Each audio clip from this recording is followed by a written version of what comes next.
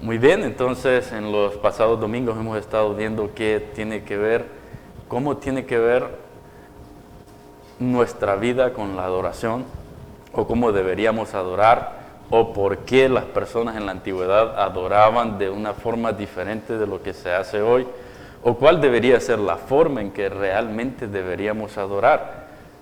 Porque en la actualidad, como lo hemos estado viendo, vivimos sumergidos en un materialismo, vivimos sumergidos en el secularismo, vivimos sumergidos en el consumismo y en muchas cosas que en realidad parece que capturan toda nuestra atención. Y de verdad, yo creo que todos ustedes, hermanos, han estado afuera, todos estamos afuera, y cuando estamos toda esta semana allá afuera, no nos damos cuenta de cuánto nos absorbe, sino hasta que venimos y nos presentamos el domingo aquí, o estamos meditando en la palabra del Señor y nos damos cuenta, me siento de verdad rebalsado de todo lo que está allá afuera.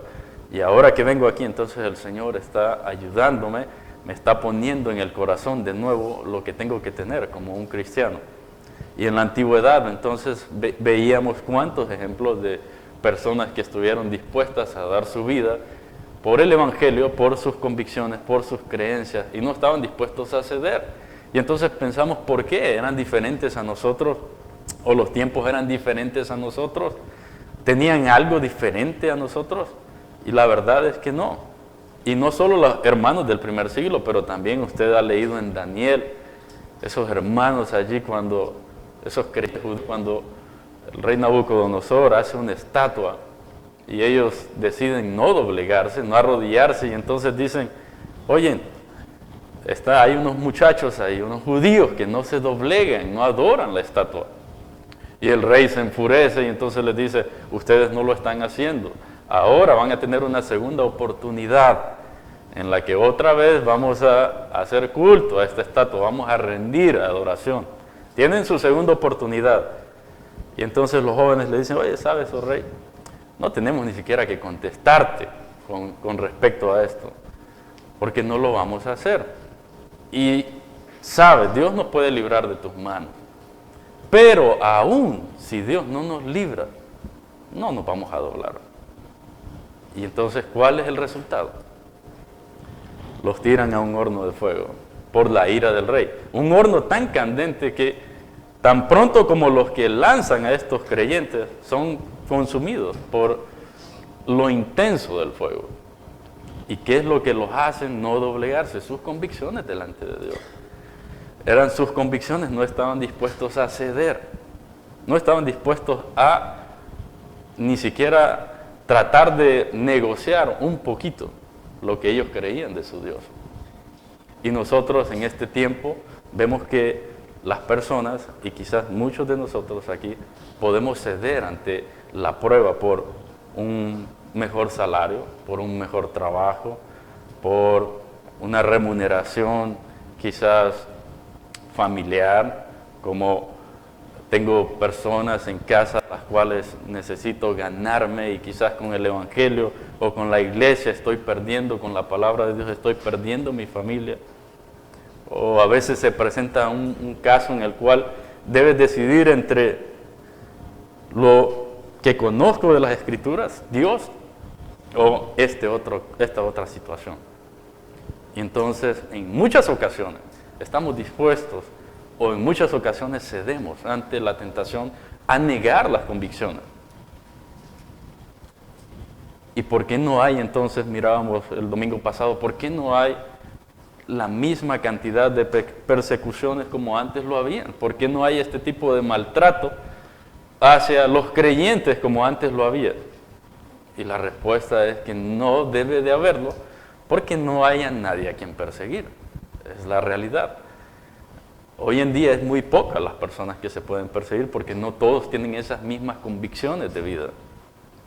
Y eso es un peligro, porque cuando te asientas, cuando estás dependiendo totalmente de lo material o viviendo en este mundo como si Dios nunca hubiera de venir, o como si no tienes un llamado de Dios, es tan peligroso, porque cuando te sientas o cuando te sientes al borde de la muerte, allí es donde vas a ver si en realidad todo lo que sabes de Dios o todo lo que crees de Dios es eficaz en tu vida. Si estás dispuesto en ese momento de la muerte a pasar con gozo, con victoria, a la presencia de tu Dios, todo va a depender de tus convicciones, de lo que sabes de la palabra de Dios. Así que para nosotros y para ustedes, hermanos, en este tiempo es el llamado nuevamente a renovar las convicciones, a creer en Dios de la misma forma como los antiguos lo hicieron. ¿Hay personas en el mundo hoy que tienen estas convicciones? Claramente que las hay, de verdad las hay. Y aquí entre nosotros pueden haber personas también. Y ojalá que todos nosotros ya seamos hombres y mujeres de convicciones, pero que sigamos fortaleciendo nuestras convicciones, porque podría ser que mañana estuviéramos otra vez con una prueba en la cual tienes que decidir entre tu Dios o tu vida. Y no se necesita estar al borde de la muerte para eso. A veces puede ser una mentira, te toca mentir, y entonces ahí estás dispuesto a ceder ante las convicciones. Puede ser ante robar, puede ser ante la ansiedad, puede ser ante las preocupaciones, puede ser ante la frustración, la envidia, el orgullo y todas estas cosas, las cosas materiales y todas las cosas que estamos padeciendo a veces en el diario vivir, que están poniéndonos ahí una oferta entre Dios o nuestras convicciones. Perdón, entre Dios o nuestro beneficio, mejor dicho. Porque el problema es que adoramos a Dios y todos venimos aquí a adorar a Dios y eso es bueno. Queremos adorar a Dios aquí y es lo que deberíamos hacer. Nuestra mente tiene que estar aquí, tu corazón ahora mismo debe estar preparado para esto. Para ver cómo tus convicciones se van a fortalecer en este punto. Cómo Dios está obrando hacia ti para que tú puedas responder a Él con total convicción. El problema es que no solo aquí se hace eso, sino que el propósito de que vengas aquí es que salgas de esas puertas equipados. Y todos los hermanos en todo el mundo, ese es el propósito. Venimos a la congregación para fortalecernos y salir a combatir al mundo, tener más energía, tener más combustible y poder reparar la armadura que está abollada aquí en este lugar para salir a guerrear allá afuera.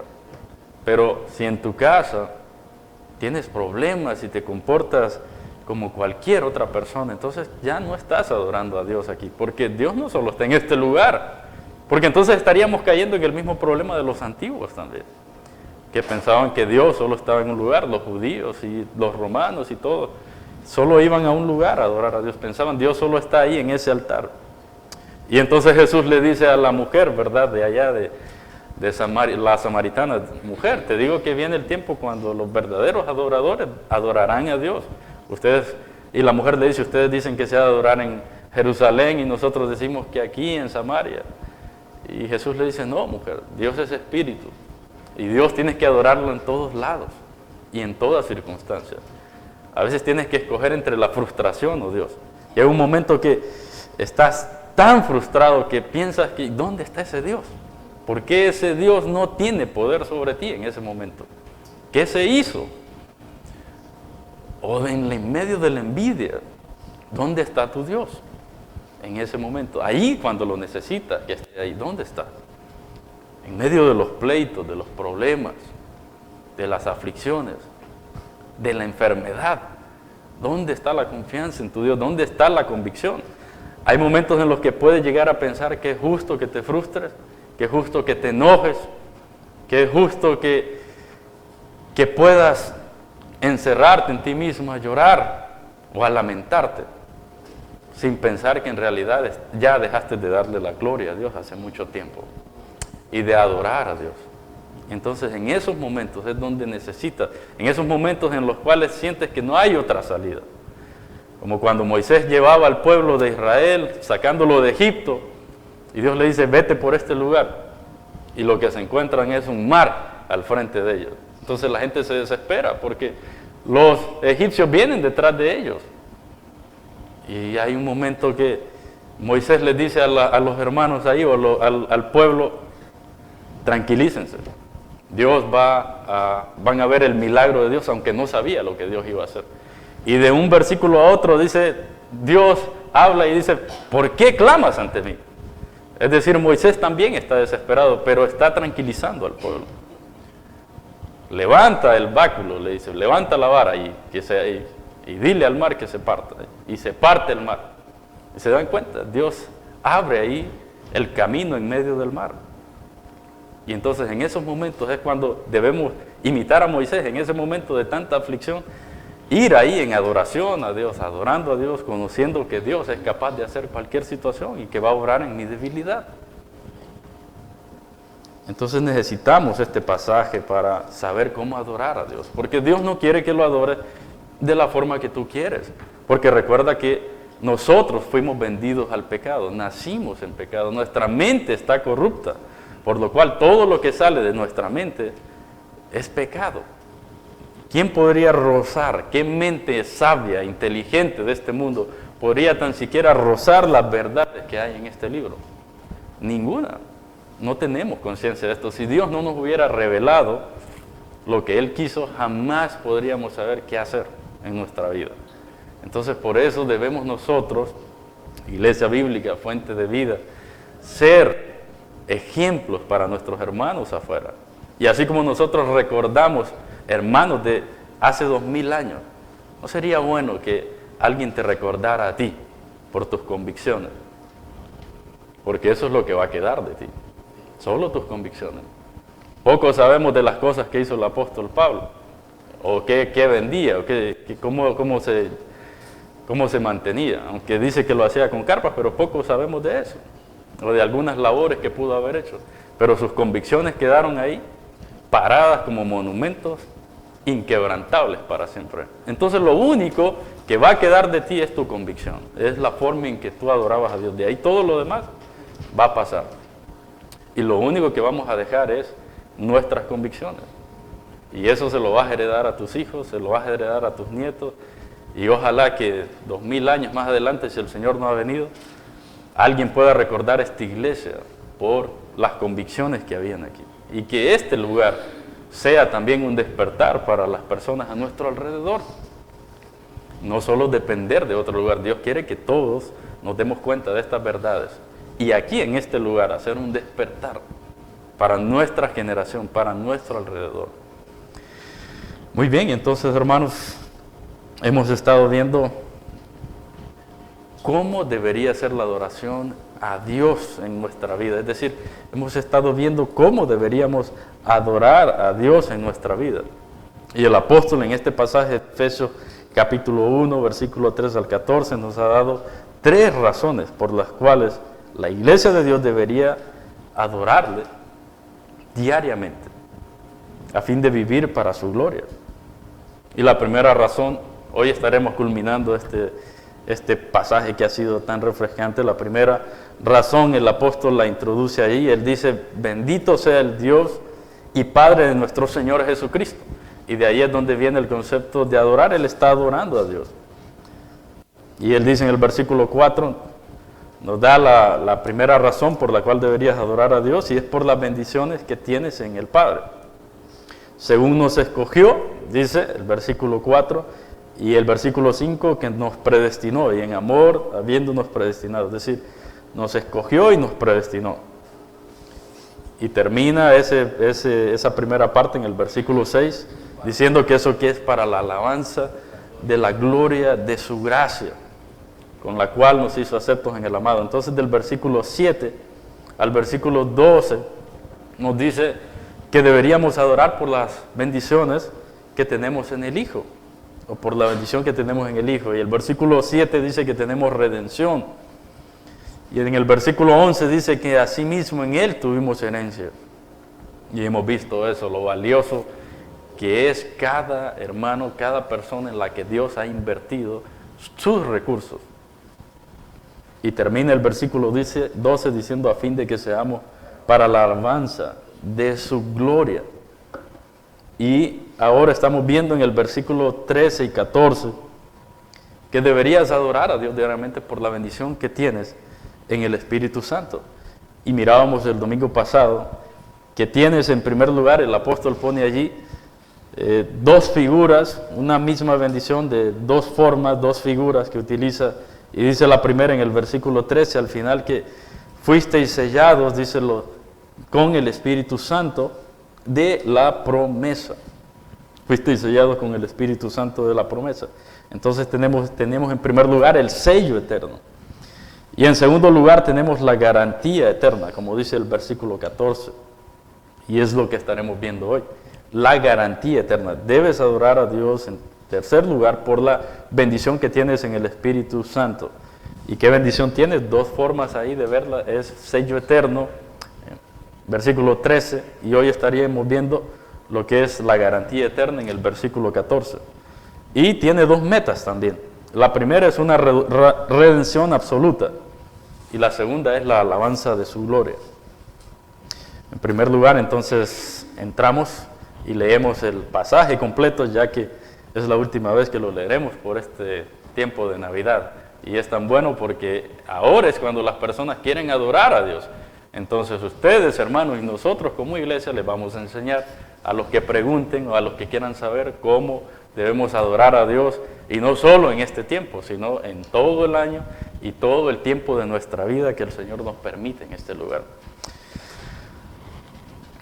Dice el versículo 3, leyendo: bendito sea el Dios y Padre de nuestro Señor Jesucristo, que nos bendijo con toda bendición espiritual en los lugares celestiales en Cristo, según nos escogió en Él, antes de la fundación del mundo, para que fuésemos santos y sin mancha delante de Él, en amor, habiéndonos predestinado, para ser adoptados hijos suyos por medio de Jesucristo, según el puro afecto de su voluntad, para alabanza de la gloria de su gracia, con la cual nos hizo aceptos en el amado, en quien tenemos redención por su sangre, el perdón de pecados, según las riquezas de su gracia, que hizo sobreabundar para con nosotros en toda sabiduría e inteligencia, dándonos a conocer el misterio de su voluntad, según su beneplácito, el cual se había propuesto en sí mismo, de reunir todas las cosas en Cristo, en la dispensación del cumplimiento de los tiempos, así las que están en los cielos, como las que están en la tierra.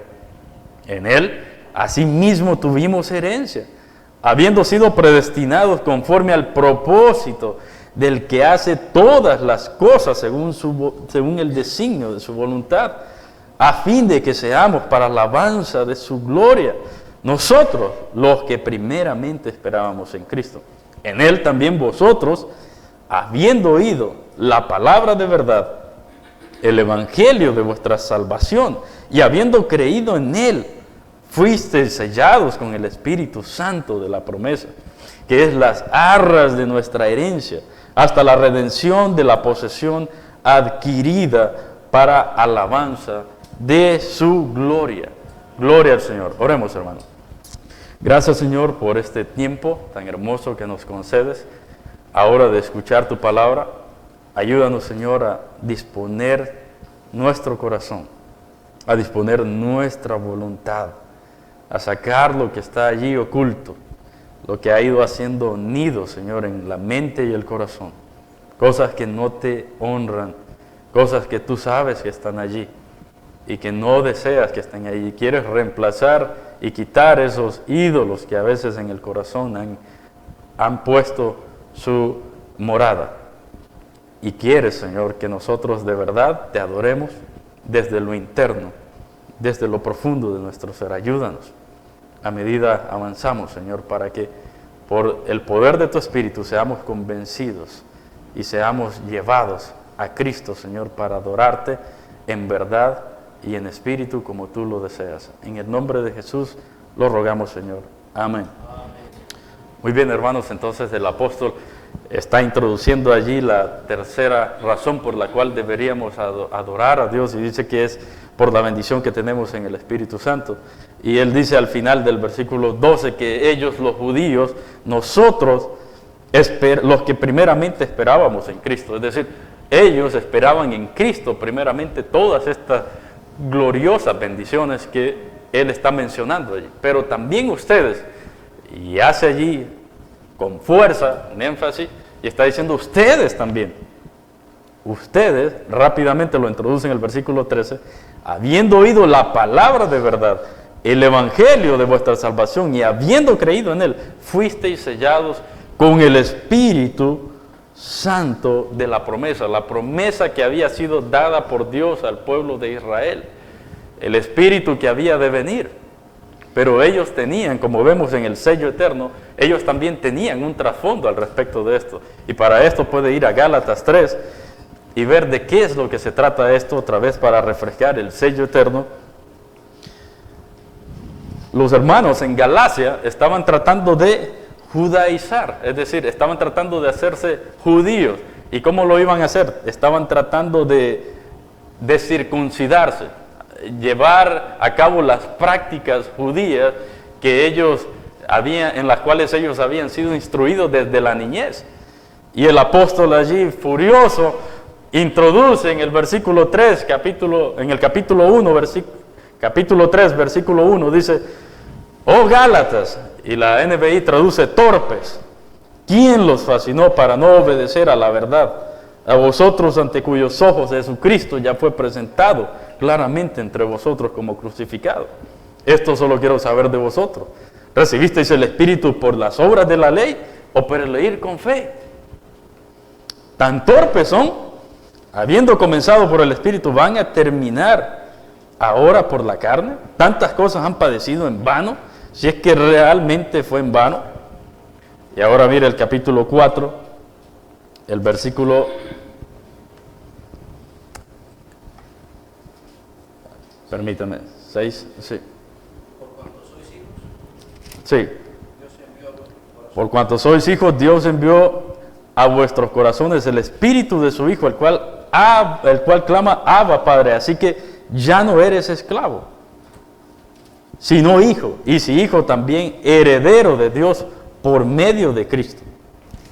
Pero ahora mire, avance también en el capítulo 5.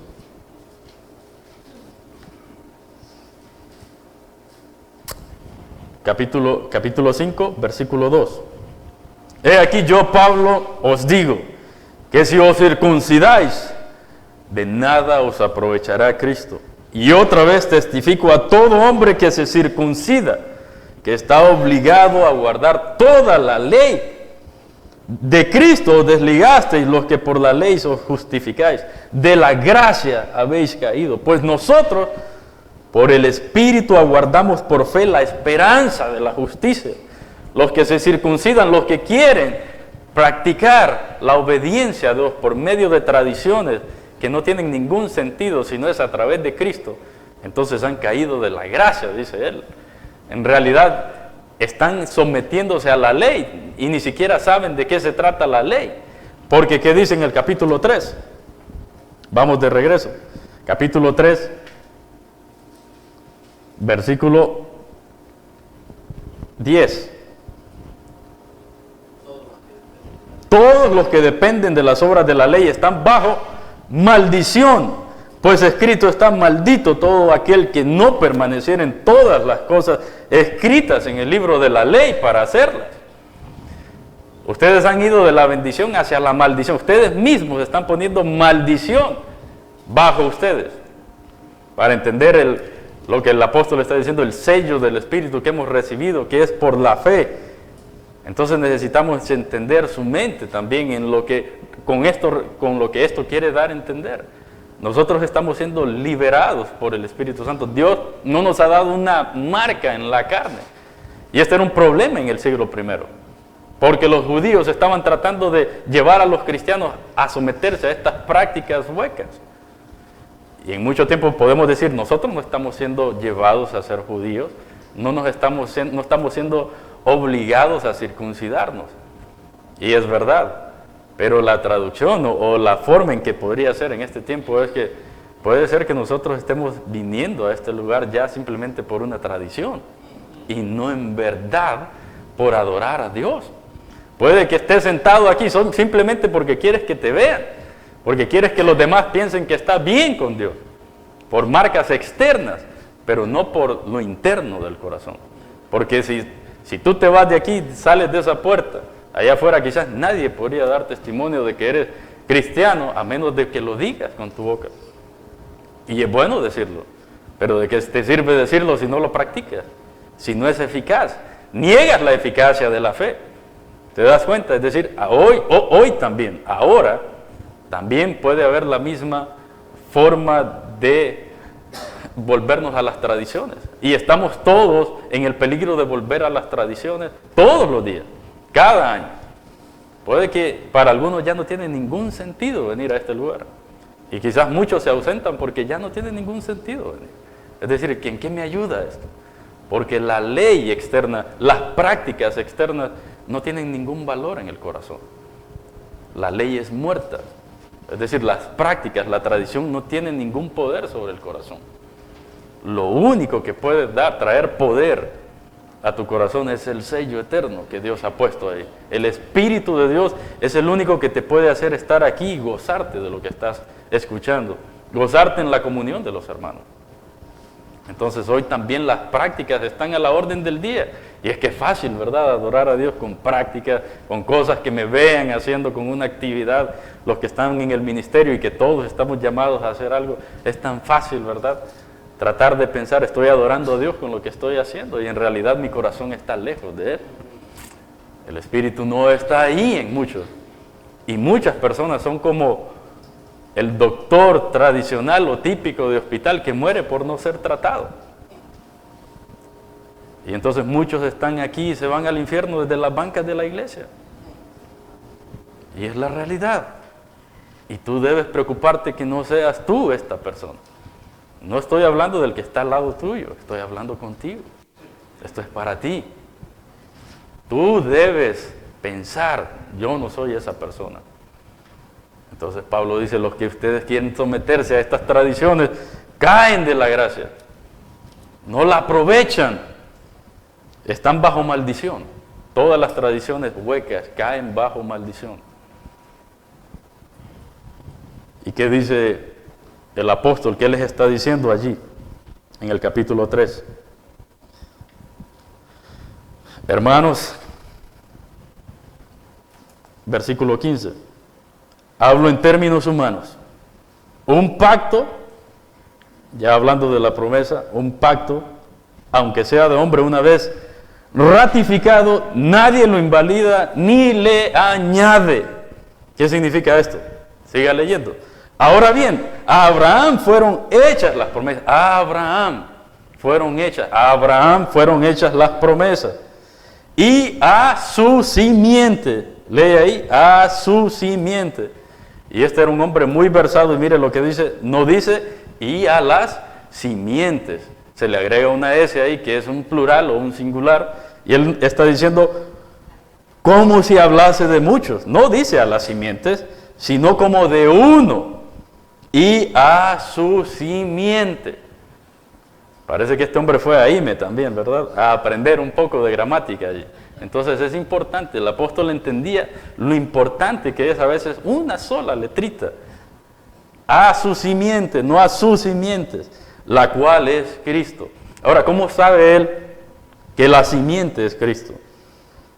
Lo vamos a ver.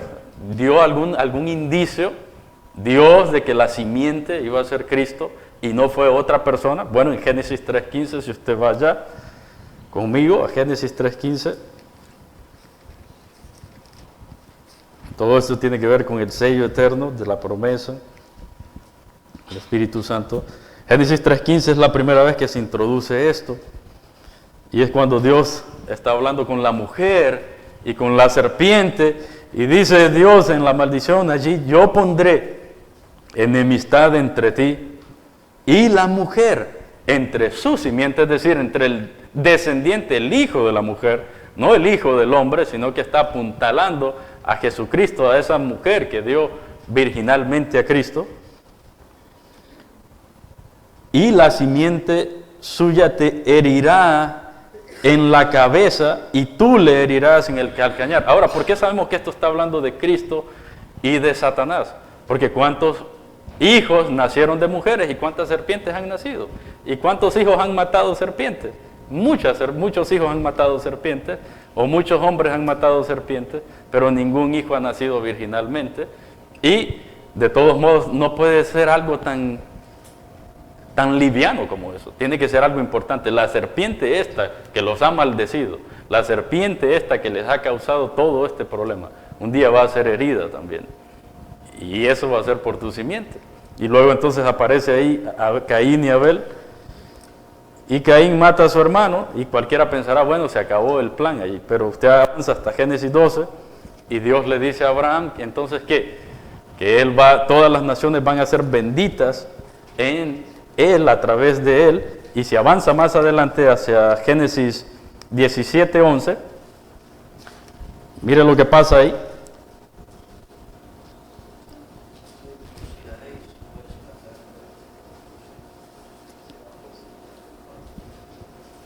Génesis.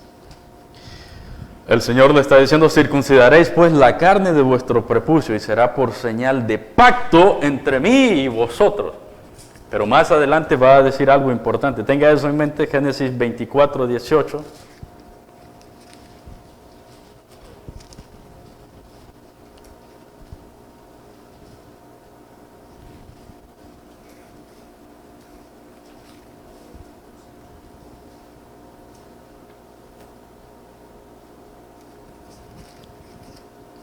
Permítame, 22:18. Este es el momento en cuando Dios ya le ha dado la promesa a Abraham, le ha dado la circuncisión y ahora va a ratificar otra vez el pacto y le dice, en tu simiente serán benditas todas las naciones de la tierra por cuanto obedeciste a mi voz.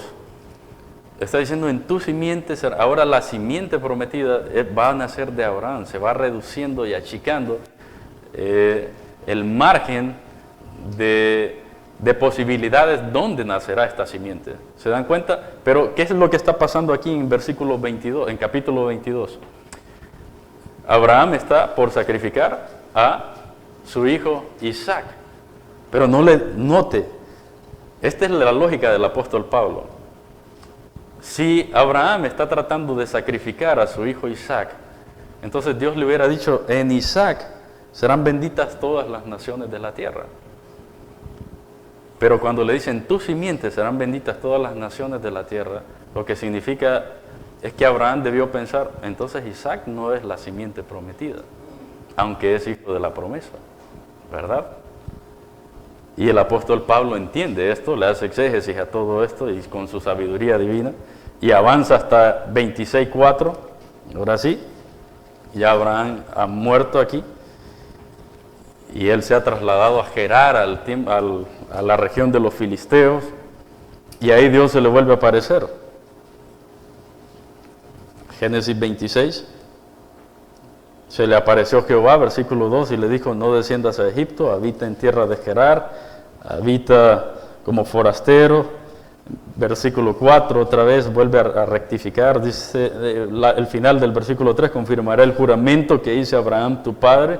Versículo 4, multiplicaré tu descendencia como las estrellas del cielo, daré a tu descendencia todas estas tierras y todas las naciones de la tierra serán benditas en tu simiente.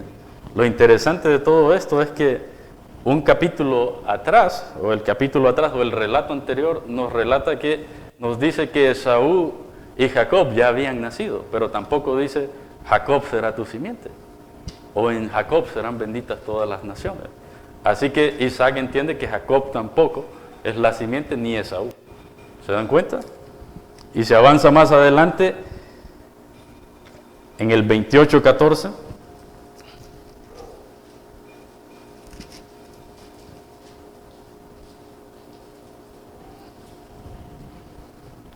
Jacob ya se va hacia Padán Aram, hacia donde Labán, su tío, y entonces Dios se le aparece allí y le dice en el versículo 14 otra vez, vuelve a ratificar el pacto, ratificarlo.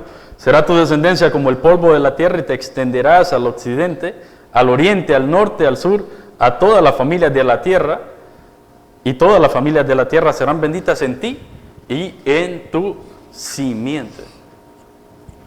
Y Jacob tuvo bastantes hijos, 12 hijos, y ninguno de ellos tampoco fue la simiente, por lo cual ellos entendían, va a venir un descendiente de nosotros.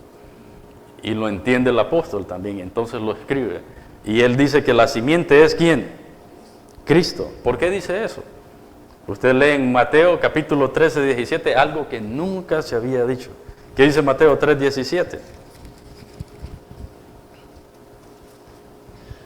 Hubo una voz de los cielos que decía en el bautismo de Jesucristo, este es mi Hijo amado, en quien tengo complacencia. Y esto lo escriben todos los libros de los apóstoles, que son los primeros evangelios, que son Mateo, Marcos, Lucas y Juan, lo relatan.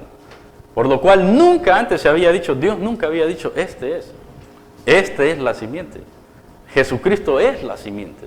Él es, nunca encuentras esto antes ni después.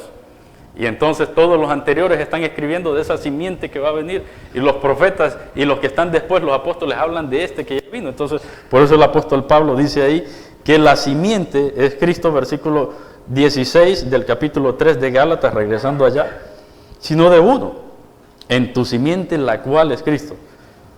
Esto pues digo, dice el versículo 17, el pacto previamente ratificado por Dios para con Cristo, la ley que vino 430 años después, no lo abroga para invalidar la promesa. Porque si la herencia es por la ley, ya no es por la promesa. Pero Dios la concedió a Abraham mediante la promesa. Entonces, la idea es que los judíos no entendían de qué se trataba la ley y de qué se trataba la promesa.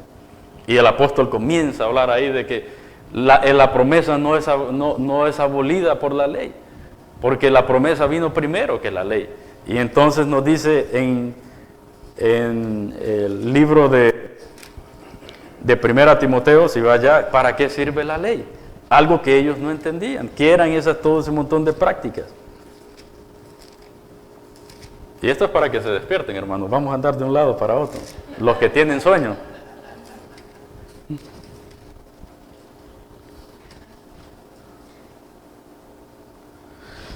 Capítulo 1, versículo 8 de 1 Timoteo, que dice, sabemos que la ley es buena si uno la usa legítimamente, conociendo esto, que la ley no fue dada para el justo, sino ¿para quién?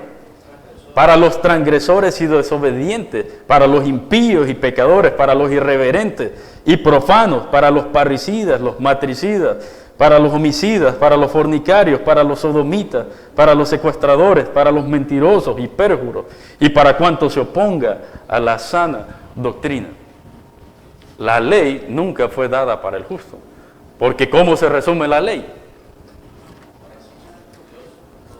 Amarás a tu prójimo como a ti mismo. Lo dice también en Gálatas, ahí en el capítulo 4, dice que ahí así se resume la ley. Amarás a tu prójimo como a ti mismo.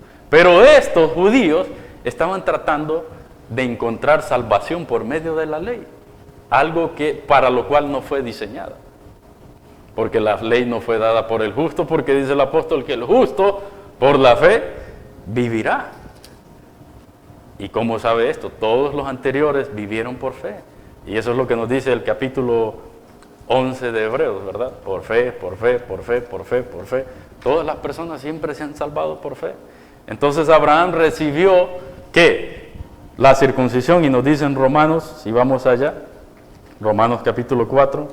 Estamos refrescando lo que vimos un poco la semana pasada, hermanos. Romanos capítulo 4. Nos dice el versículo 11 que Abraham, hablando de Abraham, dice que no fue justificado por la ley, sino que fue justificado por la fe, según el versículo 3. Creyó Abraham a Dios y le fue contado por justicia. Y dice que por esa fe que ejerció, versículo 11, recibió la circuncisión como señal, como sello de la justicia de la fe que tuvo estando aún incircunciso, para que fuese padre de todos los creyentes no circuncidados, a fin de que también a ellos la fe les sea contada por justicia. el ministerio del Espíritu Santo en ese momento no estaba vigente o no estaba activo como lo es ahora, sino que el Hijo dijo, es necesario que yo me vaya para que venga el Espíritu Santo, y entonces el Espíritu Santo hizo morada en nosotros, tiene un ministerio diferente del que tuvo antes de Jesucristo. Entonces, en compensación a eso, Dios le da un sello en la carne que también está haciendo referencia a que todas las bendiciones que Él va a recibir son materiales también en la carne, pero a los que creen, dice el Espíritu otra vez, regresando a Efesios capítulo 1, versículo 13, que habiendo creído en Él, fuisteis sellados con el Espíritu Santo de la promesa. No tuvieron una señal en la carne. No fue una señal material la que recibieron los hermanos en Éfeso, sino que fue una señal espiritual. ¿Cómo qué? Como sello de la justicia de la fe que obraron también. Ustedes han hecho, hermanos, algo que Abraham hizo. Han obrado en fe. Para creer en Dios o para recibir las garantías y las promesas de Dios, tú que estás aquí, no necesitas conocerte toda la Biblia. No necesitas venir todo el tiempo a la iglesia, todo el año. Es decir, si crees que eso es lo que te va, o hacer práctica, si crees que eso es lo que te va a dar salvación. Si crees que eso te va a dar salvación, la iglesia o alguna tradición o algún tipo de actividad que puedas realizar en el ministerio, en el servicio, o algo que creas que en lo que Dios se va a complacer a ti para que te va a dar salvación, estás equivocado. Estás yendo atrás también de la ley, estás yendo atrás de las tradiciones. Y en la ley solo encuentras maldición nada más. Porque la ley dice también en Gálatas que ha sido nuestro ayo, nuestro maestro, para llevarnos a Cristo. Y es verdad, porque la ley es como una escoba, ¿no?, que está recogiendo a todas las personas. Porque te dice esto no, esto no, esto no, y entonces no puedes ir por ningún lugar. Y lo único que te hace expresar la ley es, Dios, salva. Te lleva a la fe y te lleva a Cristo. Pero estas personas no lo entendían. Y entonces el apóstol les dice, ustedes son torpes. Se han vuelto a las tradiciones, se han vuelto a lo que no salva. Las fábulas han regresado, muchos. Y es necesario que tú aquí no caigas en fábulas también. No creas que por andar entre cristianos te vas a agarrar del pie de alguno de ellos y te vas a salvar. Eso no es verdad. Debes estar consciente de que esto es verdad en ti. Si tienes el Espíritu de Dios, entonces eso se va a mostrar. Porque Dios es una fuerza inmanente que es incontrolable. Entonces quien posee la esencia de Dios va a mostrar el carácter de Dios también. Porque no lo puede, es como lo que Jesús dijo, no puedes esconder una luz debajo, ¿verdad?, de una manta o ponerla ahí debajo de un lugar y pensar que esa luz no va a brillar. Es verdad que nosotros somos del todo malignos y somos una miseria y somos un basurero, pero hay un tesoro enorme que brilla atrás de nosotros, que resplandece, como cuando le pones una manta negra a una lámpara o a un foco de esos luces LED, ¿verdad? Y igual de todos modos va a brillar.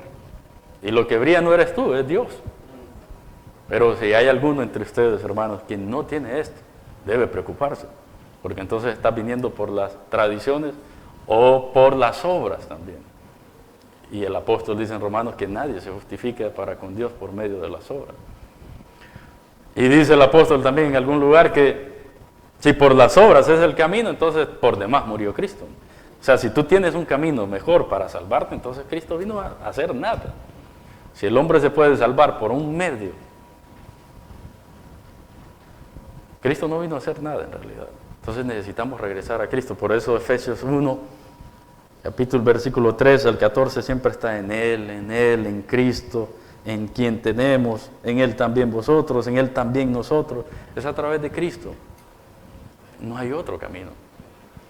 No hay otro camino mejor que el que tenemos. ¿Cómo te puedes gloriar en algo tan vano como algo temporal, como algo perecedero? Debemos gloriarnos en Cristo, debemos adorar a través de Cristo. Mira a ese hombre en la cruz, haciendo eso que nadie más podía hacer por nosotros. Mira el testimonio del Padre. Este es mi Hijo amado. Y nosotros tenemos entrada a Dios por medio de Él. ¿Y qué necesitas para tener este sello eterno? El apóstol te dice ahí, Dice, ustedes, ¿qué hicieron ellos? Habiendo oído el evangelio de vuestra salvación, ¿qué? Y habiendo creído en él, fuisteis sellados. El apóstol llegó a Éfeso, usted lo lee ahí en capítulo 18 y 19 de Hechos, y lo que llevaba era una escopeta cargada, pero del evangelio, de la palabra de Dios. Y todos comenzaron a ver la grandeza de este Cristo y a ejercer fe hacia él. Algo similar a lo que estamos viendo ahora. Y cuando vieron y cuando creyeron, cosas que no puedes hacer, como obras espectaculares. Ni siquiera te tienes que mover de donde estás para hacer algo como esto. Oír y creer. Y cuando hiciste esto, fuiste sellado. Algo pasó dentro de tu interior. Fuiste sellado por el Espíritu Santo de la promesa. No una promesa temporal, terrenal, perecedera, sino una promesa eterna. Los judíos tienen mucho de qué gloriarse, posiblemente en la carne, por ser hijos de Abraham, aunque, que les decía el Juan el Bautista, ¿verdad? No digan dentro de ustedes que somos hijos de Abraham, porque Dios les puede levantar piedras, hijos de las piedras, a Abraham. Y podrá Dios utilizar otro tipo de material más consistente para sacar hijos mejores, si nosotros venimos del polvo, ¿verdad? Es la realidad. Nadie podría decir esto, nadie podría negar esto. Pero ellos no debían gloriarse por eso.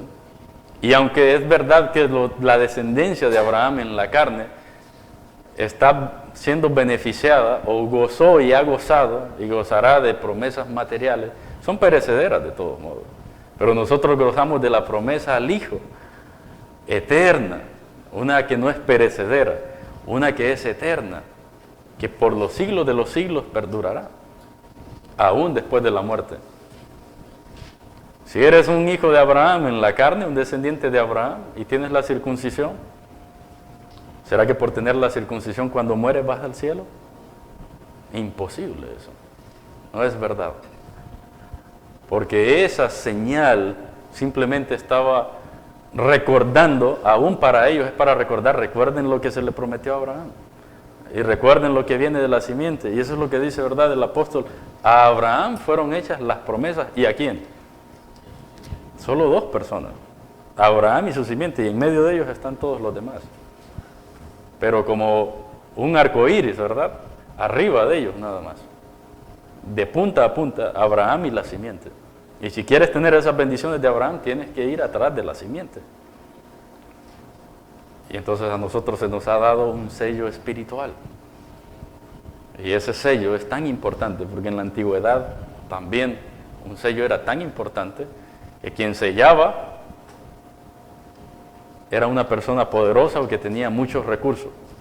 Y decíamos que era perecedero de todos modos, porque cuando el que firmaba, o el poseedor de este anillo, o este sello, moría, entonces moría también con él su sello. Ya no tenía ninguna validez. ¿Qué validez puede tener el edicto de un expresidente hoy en día? Ninguno, ¿verdad? Tiene que estar en vigente. Pero con nuestro Dios, morirá su sello, dejará de estar, nunca estará vigente, nunca dejará de existir, nunca será envanecido, nunca se desvanecerá ese sello, porque es su propio espíritu. ¿Y por qué Dios ha puesto su propio espíritu como sello eterno sobre el cristiano? Pues mira lo que pasó en la creación. Ve al inicio. Dios creó al hombre, y dice el predicador que una cosa sé, que Dios creó al hombre justo, pero ellos buscaron sus propias perversiones. Y entonces ves lo que es una creación de Dios, pero sin el Espíritu de Dios, o sin la interferencia de Dios en su creación. Adán era un hombre perfecto, podríamos decirlo, cuando Dios lo creó, pero no tenía el Espíritu de Dios. Cualquier cosa que Dios cree, en la cual Él no ponga su Espíritu, o no meta las manos allí, o no ponga su cuidado unilateral, va a caer, se va a desvanecer. Como a mí, si me ponen a pintar, lo más seguro es que con lo que yo pinte, lo lindo que voy a hacer es tirar eso al basurero. porque no me gusta no lo pondría en un cuadro de mi casa, porque no soy pintor y todo lo que hago no me gusta, porque no tengo esa habilidad. Pero en este sentido, Dios ha creado su creación gloriosa. Pero Él sí es capaz, no es que somos inservibles, pero nos volvemos capaces de ser puestos como trofeos y tesoros en el cielo de Dios cuando tenemos su Espíritu. Porque Él sí tiene la habilidad de mantenernos santos y sin mancha como Él lo ha dicho desde el principio. Y piensa esto, hermano, nadie en la creación es capaz de ser atesorado por Dios, ni aún la mejor de su creación. ¿Por qué? Porque no está a la altura de Él. ¿Qué cosa creada hay a la altura de Dios? Nada puede estar a su altura. Así que es un acto de gracia también que Él quiera conservarnos a nosotros. Dios podría haber creado todo y tan pronto como todo vino a su declive, aún los ángeles, vemos que los ángeles sin la intervención de Dios se pueden convertir en demonios y Satanás, como pasó. Y la humanidad también, sin la intervención de Dios, cae, porque no es capaz no hay un ser que pueda contener toda la potencia de Dios, o todo lo que Dios es sin que Él intervenga. Y a unos los pone en un estado condicional. Si Dios te crea y te dice, ahora sálvate si puedes, es justo Dios.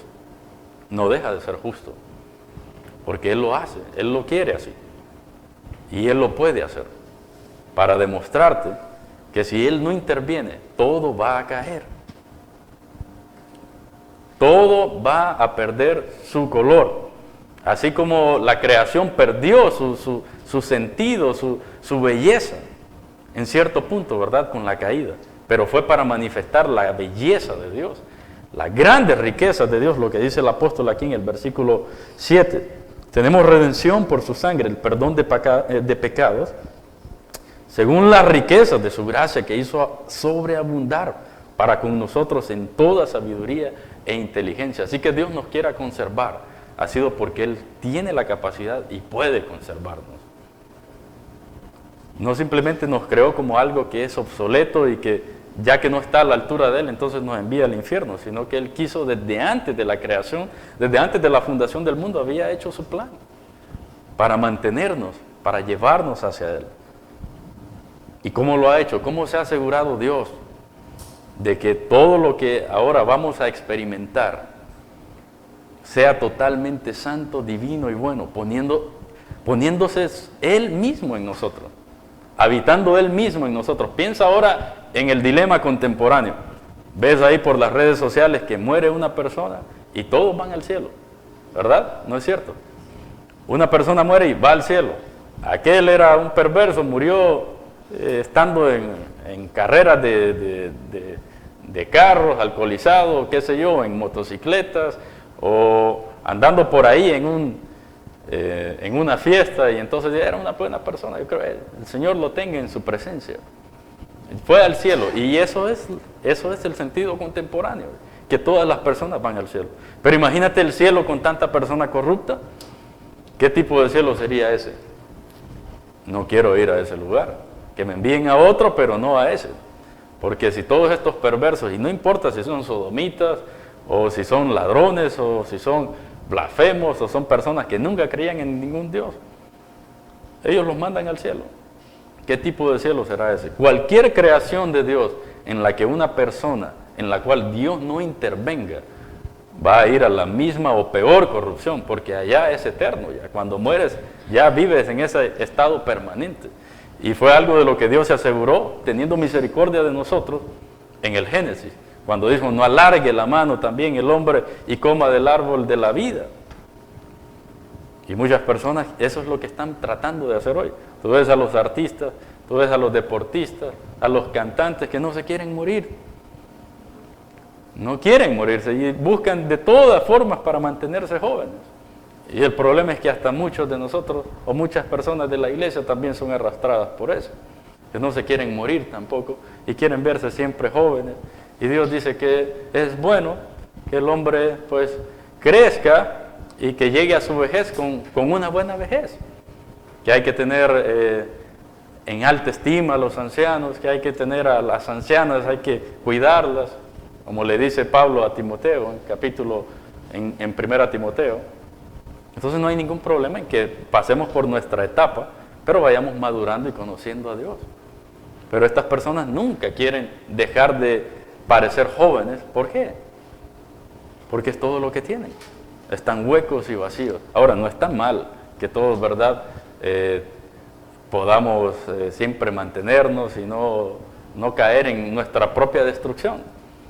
Pero ese no es el propósito original, no es lo más importante. Lo más importante es que conozcamos la palabra de Dios y que seamos personas nutridas con el poder de la palabra de Dios. Muy bien, estamos diciendo esto entonces porque Dios se ha asegurado de que la creación nueva que Él tiene nunca jamás vaya a ser corrupta. ¿Por qué? Porque Dios mismo va a entrar en cada persona que ha redimido.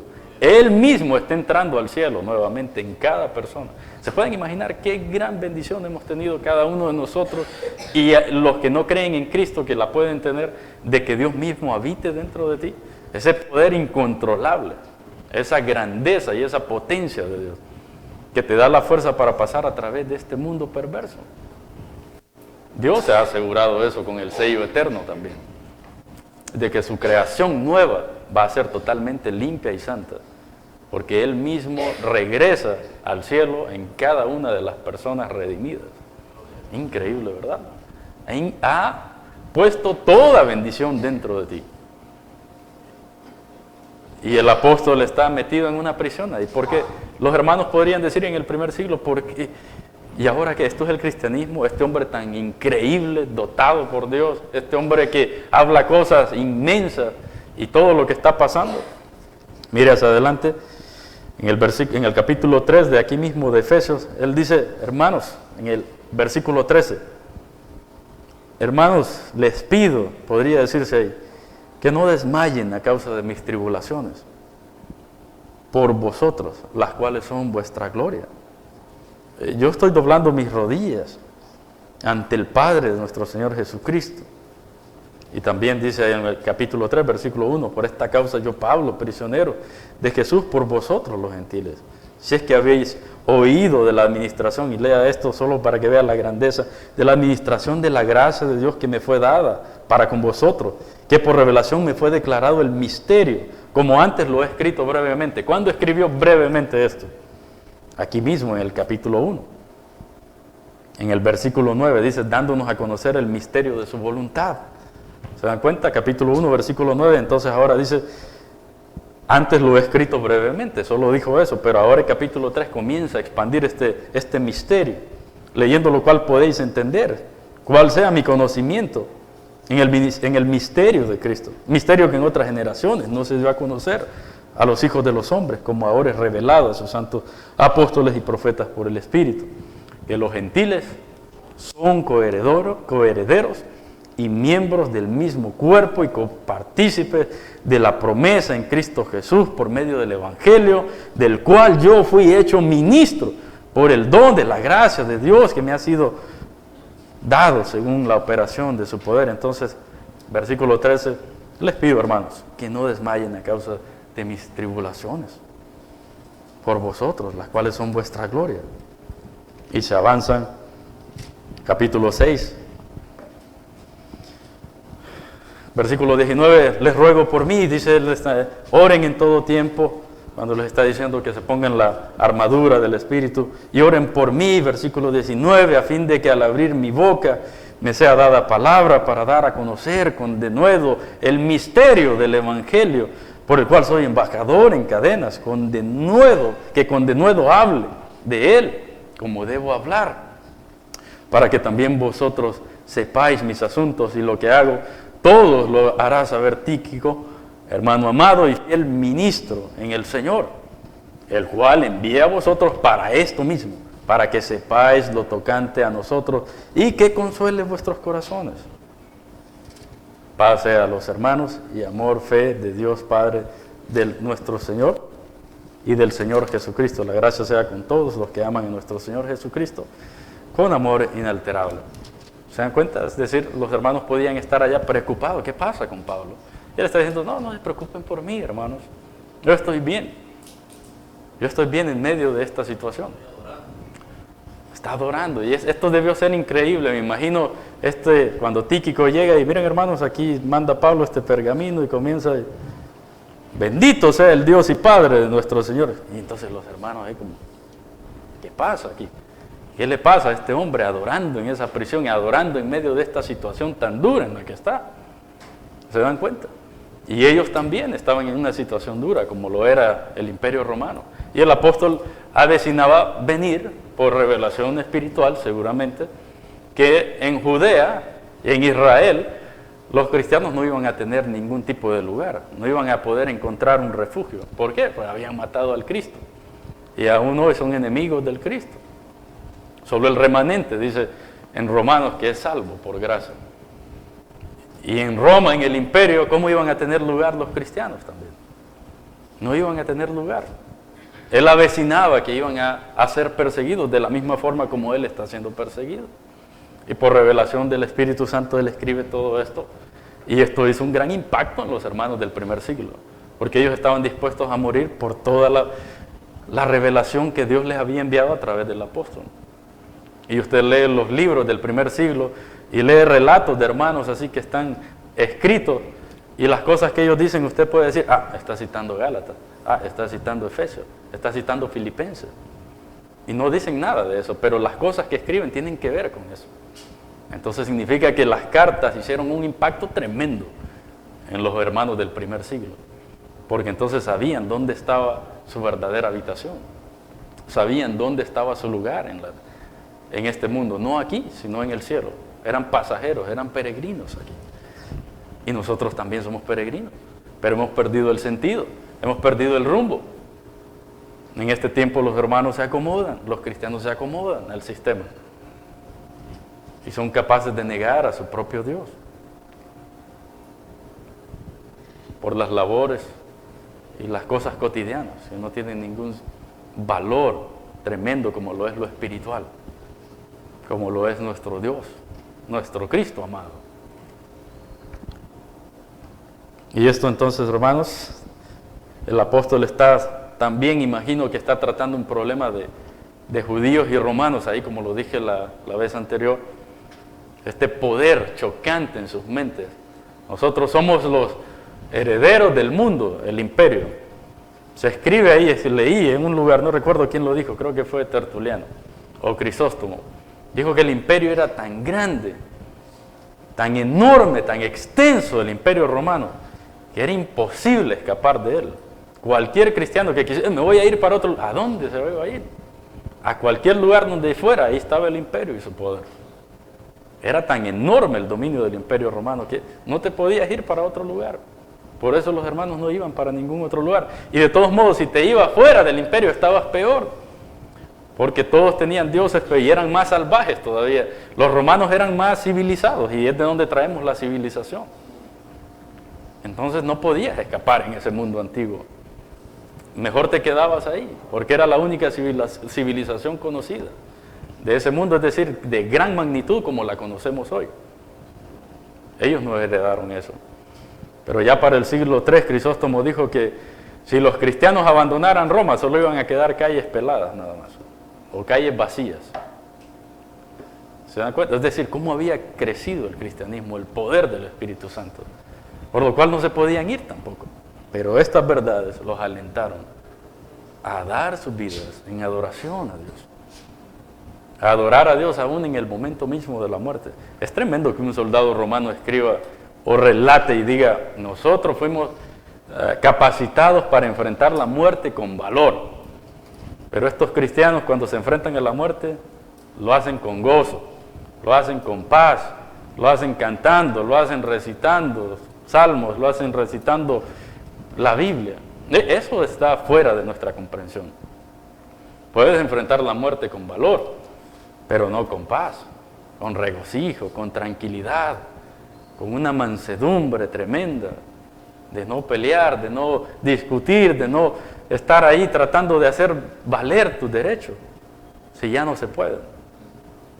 Esto era sorprendente y es lo que nos sorprendemos cuando leemos estos libros, cuando leemos la historia de ellos. ¿Y de dónde sacaron ese poder ellos?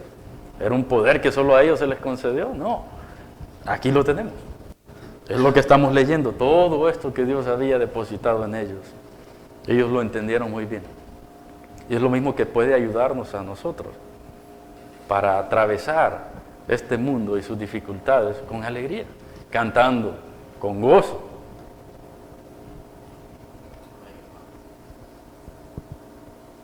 Y entonces, hermanos, vamos a pasar al versículo 14.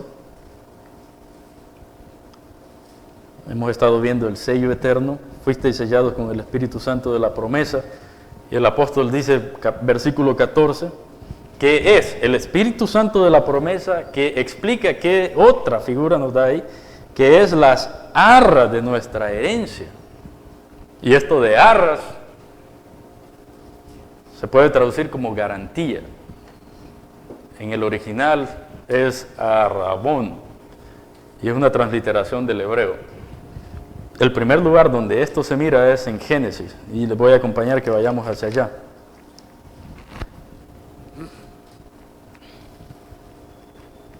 Génesis, capítulo... Permítanme. Capítulo 38.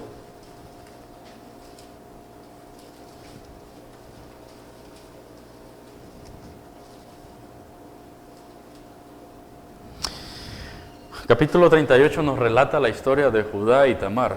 Tamar era su nuera, y entonces lo que pasa es que Judá había prometido uno de sus hijos a Tamar, y en efecto murieron dos. Usted lee el relato. Y el tercero tenía que ser entregado a Tamar, y lo que pasa es que no se da a cabo la transacción, porque dice Judá, lo más probable es que vaya a morir también mi tercer hijo como murieron los dos anteriores. Entonces no le quiere dar el hijo a Tamar. Y Tamar entonces hace ahí lo engaña totalmente, se viste como una ramera y trata de quedar embarazada para compensar el engaño de Judá. Y eso es lo que está pasando ahí. Mire lo que pasa en el versículo 15. Versículo 14, dice que esta mujer, a Tamar se le dio aviso, en el versículo 13, he aquí tu suegro sube a Timnat a trasquilar sus ovejas. Entonces se quitó ella los vestidos de su viudez y se cubrió con un velo y se arrebozó y se puso a la entrada de Enaim junto al camino de Timnat, porque veía que había crecido Sela y ella no era dada a él por mujer. Y la vio Judá y la tuvo por ramera, porque ella había cubierto su rostro. Y se apartó del camino hacia ella y le dijo, deja ahora llegarme a ti, pues no sabía que era su nuera. Y ella dijo, ¿qué me darás por llegarte a mí? Él respondió, yo te enviaré del ganado un cabrito de las cabras. Y ella dijo, dame un arrabón. Dame una prenda hasta que lo envíes. Ahí se introduce esta palabra que el apóstol está citando literalmente allá también en Efesios.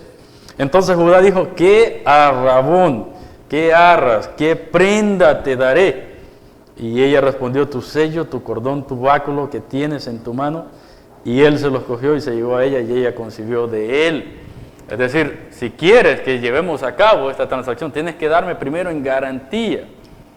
Tienes que darme garantía de eso. ¿Qué arrabón me darás? ¿Qué prenda? ¿Qué primer pago me darás por adelantado? Y ahora, hermanos, estamos viendo lo que es la garantía eterna, por si alguien se perdió en el versículo 14. Y de ahí es donde viene ese es el significado literal. Y básicamente vamos ahí porque captura toda la esencia de lo que es el arrabón. Es dame una prenda por adelantado. Dame algo por adelantado. Que yo sepa que vas a venir y darme el pago completo. Entonces te doy un cabrito, te voy a enviar un cabrito. No, dame algo que tengas aquí, tu sello, las cosas que tenía ahí a mano. Cuando el apóstol dice que el Espíritu Santo es las arras de nuestra herencia, él está diciendo exactamente eso.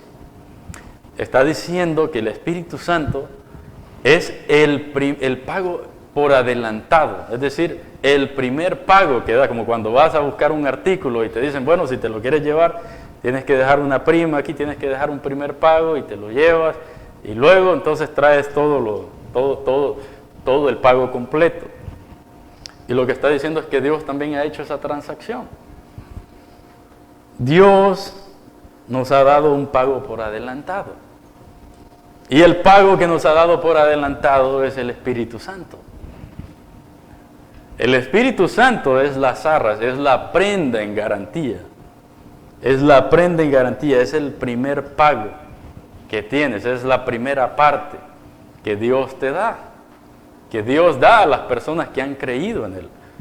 Esto no significa la totalidad, aunque el Espíritu Santo en sí mismo es una totalidad.